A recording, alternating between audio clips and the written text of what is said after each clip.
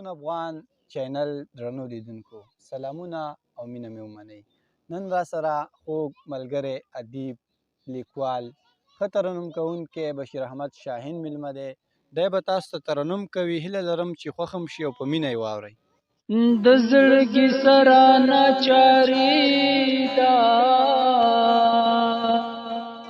مین پتا یم ناز د ډېرو خلکو وړما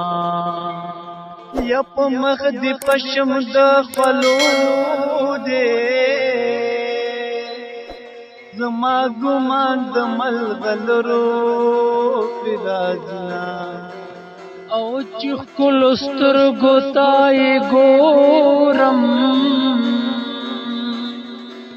زه په ایستلې توبه بیا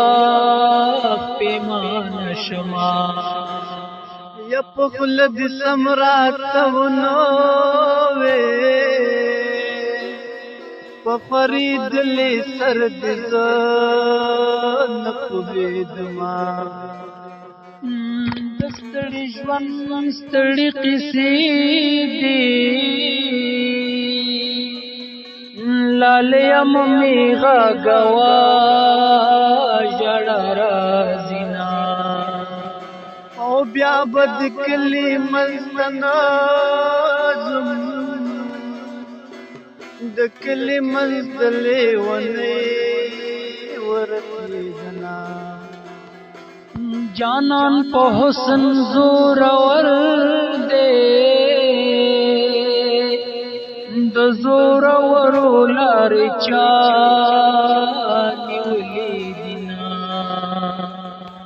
سترګې دا ستا سترګې زما دي او ماته تکلا د یارۍ ویلې دي نه